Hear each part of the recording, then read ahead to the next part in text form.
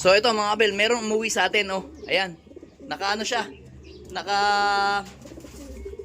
tape na may ano, love letter. So ayan mga abel, oh. Hindi ko matandaan kung sino to eh. So kulay blue ang sing-sing. So check natin mga abel kung sino tong ibon na to. Hindi ko rin matandaan eh. So ayan mga abel, oh.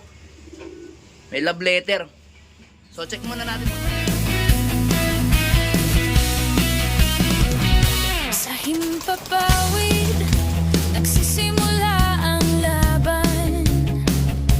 Tagaytay Loft, tawag nila sa aking So ito mga pangalan. abel, oh. Ayan. Ayan yung nakahuli sa atin, AA Alpha Rox. Ayan, oh. Taga Malabon City. Yan. So nalaman ko na kung sinong ibon yan. Si ano, si Pete yan. Si Pete, kasi ayun, si Pili. Ayan, oh, mga abel, ito.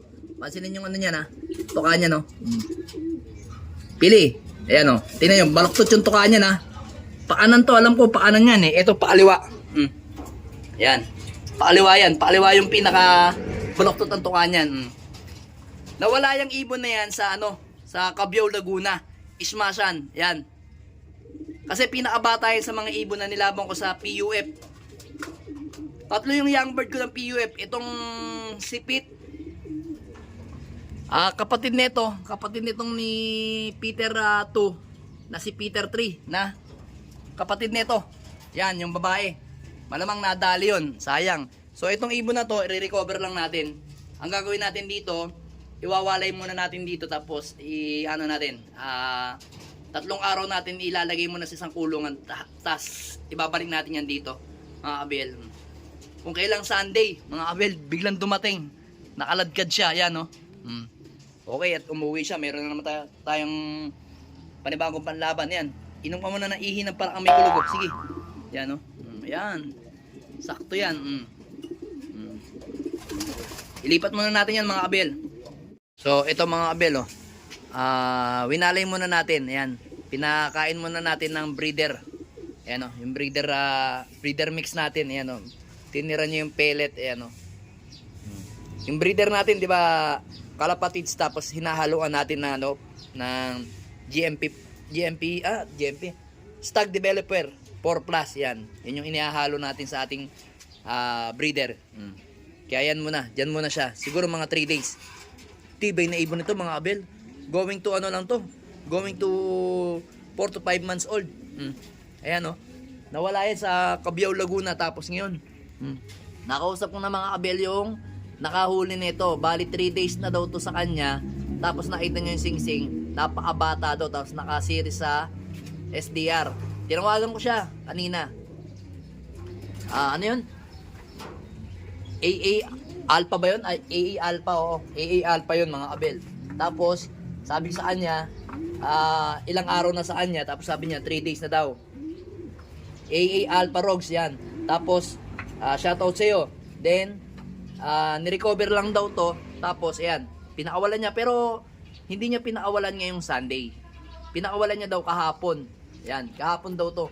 Ngayon, siyempre, palibasa bata, yun, naisabay siguro sa ano, naisabay siguro sa pauwian ngayon. Pero matibay na ibon to. Kasi alam ko to, ano eh, uwi to ng uwi. Na-smash lang talaga tong, kasi bata, palibasa kasi bata. Talagang hinabol ko lang to sa PUF namin ng South. So itong ibon na to is patatandain lang natin dito. Tapos by March o April, kung meron mang open race, o kaya kung tatapat siya sa BBC, pwede natin yan ilaban mga abel. Matibay na ibon na yan pagdating ng March at saka April. Ayan, no? Pwede nang ilaban yan. No? Mukhang hen siya mga abel. Maliit lang talaga. Yung kapatid niyan ngayon is clock ng BBC. Gumaka, si Pili. Ito kasi si Pete. Yan kasi si Pete mga abel yan. No? Kung tatandaan nyo yung aking mga vlog, si Pete yan. Yung nag-clock kanina sa BBC, gumaka na 971 ata, 73. Yun naman si Pili. Ano? Ano, galing ng ibon na to. So, yun. Mukhang nagpapalaban pa siya sa paparating na summer. Talagang, ang lahi nito mga abel is NPL, ha? NPL na Jimmy D. Yung blue bar natin na to mga abel. Ito tatay niyan. Yan, ito tatay niyan mga abel. Yan yung tatay niya na yan. Yan o, kamukha niya, di ba? Medyo nalabo lang yung ating camera eh. Medyo hinaharangan ko kasi to mga kabel kasi nga kapag ka open yung kanyang loop o yung cage niya, talon ng talon yung babae. Yan mga kabel, pakita ko sa inyo yung tatay niya. Yan si NPL, yan o. Yan yung tatay niya. Pero ang nanay nun is yung na-out natin na na-out natin na si Vicente. Na-out natin na si Vicente, Peter Vicente ngo, yun o. Yan dalawang yan is magkadugo yan. NPL yan parehas yan o. Matibay talaga tong ibon na to, NPL na to. No peds lang yan mga kabel o. Matibay to.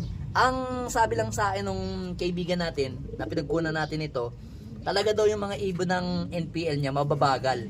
Pero clock lang ng clock yun. Minsan may natsyempo daw talagang mabilis, kagaya ng mga lahi nito, yung may mga white light, mabibilis daw talaga yun sa sa derby na ikisabay. Pero kalimitan daw talaga consistent lang. Kumbaga nag-i-speed yung nag-a-average yung mga kalaban ng 1-2. Ito nasa 900 to 1,000 lang ang speed. So hindi talaga siya yung pandikdigan o yung mga pampuling, pandrace. Pero pagkadating ng duluhan, yun, lagi ng clock yung ibon. Kaya nga lagi sa superset sa overall champion kasi pagdating ng duluhan, laging clock yung ibon, lahi nito. Clock ng clock lang. Yun ang importante sa ngayon eh. Hindi na importante ngayon yung panay speed kasi kalimitan panay speed sa malapit pero pagdating ng duluhan wala na. Kaya buti na atsyempo tayo ng lahi nito mga kabel. Pero siyempre tayo susubukan pa natin yan habang nililipad natin yun, sinusubukan natin. So doon sa pinagkuhanan natin kay pareng Orlando, talagang subok na north and south. Kagaya ngayong APR last winter, clock na naman siya ng Santa Ana. Young bird, old bird, superset winner yan sa APR. Tapos nung nakaraang rin, summer din ata. Andi sa saan yun?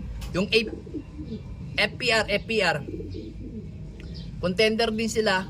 Yun lang, yung pagdating ng last lap, rain or shine, pinakawalan, smash. Hindi nag-clock yung ibon pero umuwi yung ibon. Pero overall pa rin siya mga kabel. Kaya nga matibay mga NPL na yan. Buti na lang nakakuha tayo. So yung dalawang ibon na yan, yan yung magpapares lang lagi. Yan. Tapos saan na lang natin sila paghihiwalay, pagbe-breaking natin pagka nasubok na natin, titingnan natin kung ano yung kulang sa kanila. Kasi ganun talaga tayo mag-observe sa observation sa mga ibon natin o mga bloodline natin. Pagka alam natin may kulang sa ganyan, lalagyan natin ng president o Johnson president o Peter, maalin sa mga lahi natin dito na proven din. Yan yung magulang ni ni Pilies at ni Pete yan. Mukhang kamukha naman eh. Wala tayo ngayon Dali, sarado ko lang 'tong mga abela. Sarado lang natin 'to. Ayan, sarado natin 'to. Ayan. Huli ka balbon. Sigurado yan Kita-kita nyo naman. Iisa lang naman ang itsura niyan Ayan Maliit na ibon lang yan. Small bird lang yan mga abel Sana harinawa.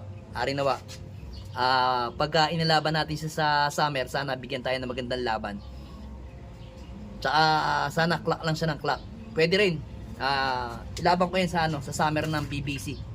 Para mas mainam, para mas maganda yung laban kasi ang all bird ng BBC malaki rin Alam ko nasa 300 to 500 ang first overall Ayan talagang himatlugin siya. Himatlugin yung ibon natin kasi nga stress. Pero yung mga naman mga 2 weeks ata. 2 weeks o magti 3 weeks siyang nawala. Bali alam ko nawala to siguro mga December pa mga kabel. Mga December pa to nawala. Hindi lang pala 3 weeks, mag-isang buwan. Kasi alam ko, yun mga parte ng Laguna hindi ko na matandaan. Basta hanapin nyo na sa natin, sa YouTube natin kung saan siya nawala. Yan. I-recover lang natin to mga kabit. Saan natin uli ilalaban. Alright. Let's go! Subscribe! Subscribe!